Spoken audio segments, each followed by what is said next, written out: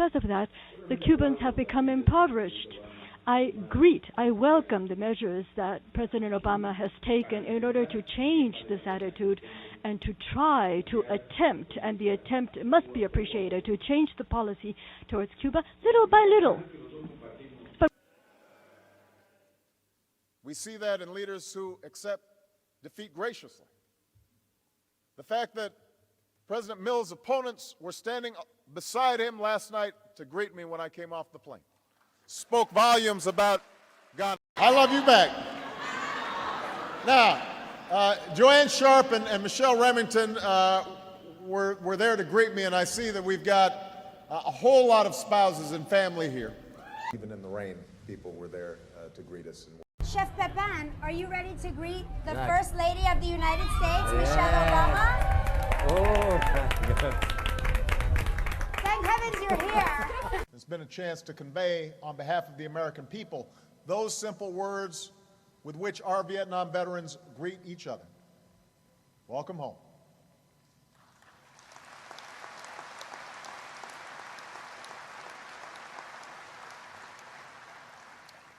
Legionnaires, in the decades that followed, the spirit of your service was carried forth by our troops in the sands of Desert Storm, in the rugged hills of the Balkans.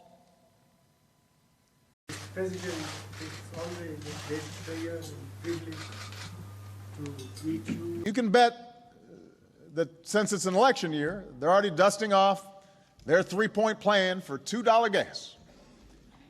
And I'll save you the suspense. What a privilege to greet you this day in the company of our beloved president and colleagues from all across this nation. At this time, I would ask all our Vietnam veterans, those of you who can stand, to please stand. All those already standing, raise your hands as we say those simple words which always greet our troops when they come home from here on out. Welcome home.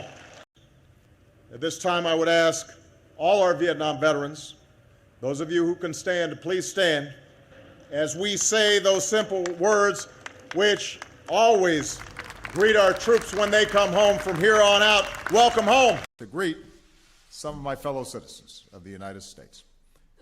Today, here in the People's House, come back for a return trip. And when they go back home, they tell their friends, you know what? America was there to greet us. Precisely with its business community, I want to greet all the businessmen and women of all of Latin America, of the Americas that are here, entrepreneurs, and many of the leaders that are here with us. I just had the opportunity to greet each of you in person, and we welcome all of you